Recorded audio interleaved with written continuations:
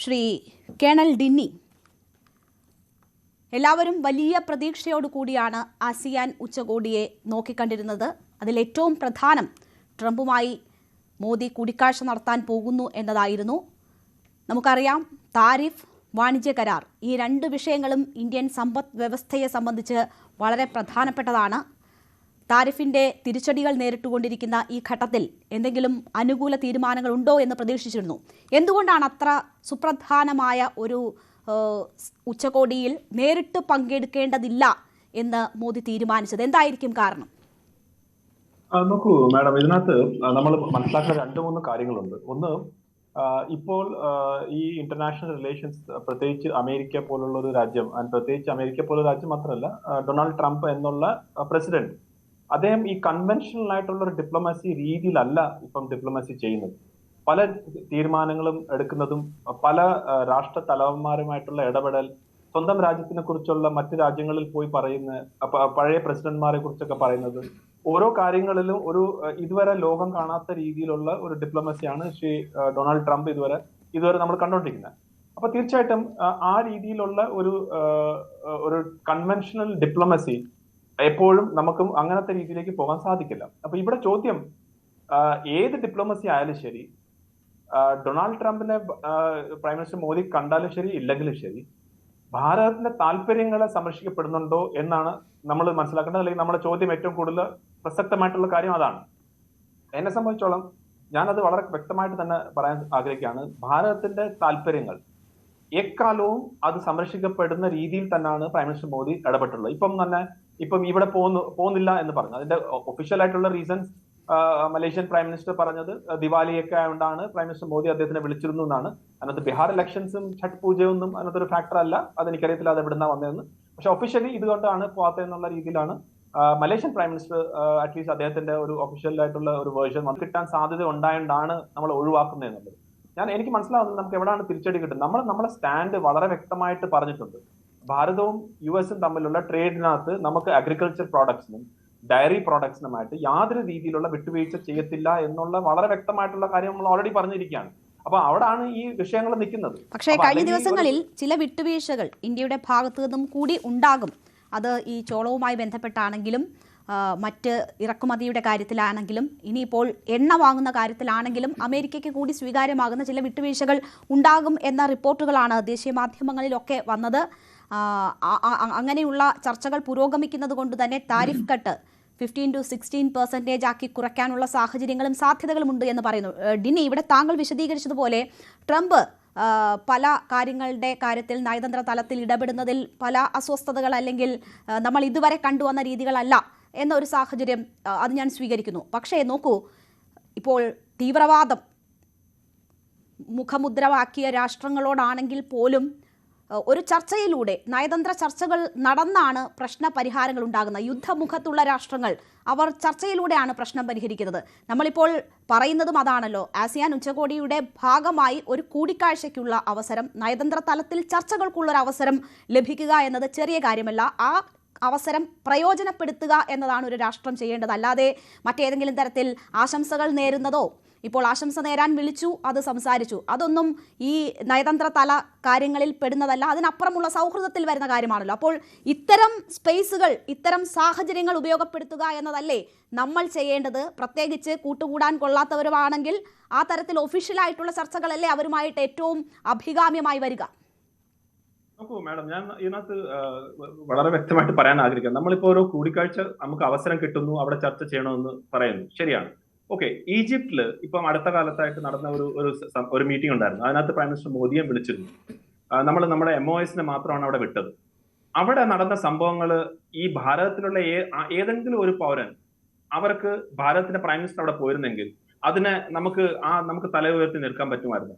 എങ്ങനെയാണ് Donald Trump അവിടുത്തെ ഓരോ പ്രധാനമന്ത്രി, വെദർ UK-യുടെ പ്രധാനമന്ത്രി ആയാലും ശരി, പാകിസ്ഥാന്റെ ഷഹബാസ് ഷെരീഫിനെ എങ്ങനെയാണ് ട്രീറ്റ് ചെയ്തത് നമ്മൾ കണ്ടു. എന്തിനു വേറെ, ഈവൻ ഇറ്റലിയിലെ പ്രൈം മിനിസ്റ്ററിനെ അവരൊരു മഹിള ആയതുകൊണ്ട് അവർക്ക് ഏത് രീതിയിലുള്ള സംഭാഷണമാണ് നടത്തിയത് നമ്മളെല്ലാം കണ്ടത്. അപ്പൊ ആ രീതിയിലേക്കുള്ള ഒരു രീതിയിലേക്ക് നമ്മളെ പ്രൈം മിനിസ്റ്റർ അവിടെ പോയി നിൽക്കണമെന്നാണോ നമ്മൾ ആരും ആഗ്രഹിക്കുന്നത്? ശ്രീ ഡിനി, അങ്ങനെ ആയിരുന്നില്ലല്ലോ അവകാശവാദം. നിങ്ങൾ പോലും BJP പ്രതിനിധികൾ പോലും ചർച്ചകളിൽ എന്താണ് പറഞ്ഞിരുന്നത്? പ്രധാനമന്ത്രി നരേന്ദ്രമോദി ട്രംപിനെ കുറിച്ച് എന്താണ് പറഞ്ഞിരുന്നത്? എന്റെ സുഹൃത്ത് എന്ന് പറഞ്ഞുകൊണ്ടല്ലേ അഭിസംബോധന ചെയ്തിട്ടുള്ളത്? എന്താണ് പ്രധാനമന്ത്രി അമേരിക്കയിൽ പോയി അമേരിക്കൻ ഇലക്ഷന്റെ ടൈമിൽ പറഞ്ഞിരുന്നത്? ഇനി ഒരു തവണ കൂടി ട്രംപിനെ തിരഞ്ഞെടുക്കൂ എന്നല്ലേ അങ്ങനെ പറഞ്ഞിരുന്ന, സൗഹൃദം പറഞ്ഞിരുന്ന, എല്ലാ വേദികളിലും അഗാധമായ ബന്ധത്തിന്റെ, ഊഷ്മളമായ ബന്ധത്തിന്റെ ചിത്രങ്ങൾ സംഭാവന ചെയ്തിരുന്ന രണ്ട് നേതാക്കൾ ഈ വിധത്തിൽ അകന്നോ? അല്ലെങ്കിൽ ട്രംപ് ഉള്ള ഒരിടത്ത് എത്താൻ പറ്റാത്ത വിധത്തിൽ അകൽച്ചയിലാണോ ഈ രണ്ട് നേതാക്കൾ? അല്ല, എന്റെ മറു ചോദ്യം അങ്ങനെയാണ്. Prime minister Modi my friend എന്ന് പറഞ്ഞിട്ടുണ്ടെങ്കിൽ അത് ആർക്ക് വേണ്ടിയാണ്? അദ്ദേഹത്തിന്റെ കുടുംബാംഗങ്ങൾക്ക് അവിടെ എന്തെങ്കിലും വിസ കിട്ടാൻ വേണ്ടിയാണോ? അല്ലെങ്കിൽ അദ്ദേഹത്തിന്റെ എന്തെങ്കിലും സ്ഥാപനങ്ങൾ അവിടെ തുടങ്ങാൻ വേണ്ടിയാണോ? അതോ അദ്ദേഹം യുഎസിന്റെ ഈ പ്രൈം മിനിസ്റ്റർഷിപ്പ് കഴിഞ്ഞിട്ട് യുഎസിൽ പോയി സെറ്റിൽ ചെയ്യാൻ വേണ്ടിയാണോ? അല്ല, ഞാനല്ലല്ലോ അതിന് മറുപടി പറയേണ്ടത്. എന്തിനാണ് അമേരിക്കയിൽ ചെന്ന് ട്രംപിനെ ഒരിക്കൽ കൂടി തെരഞ്ഞെടുക്കൂ എന്ന് പറഞ്ഞത്? എന്തിനാണ്? ആർക്ക് വേണ്ടിയാണ്? ഇന്ത്യയുടെ താല്പര്യമാണോ അമേരിക്കയിൽ ഒരിക്കൽ കൂടി ട്രംപ് അധികാരത്തിൽ വരണമെന്നത്?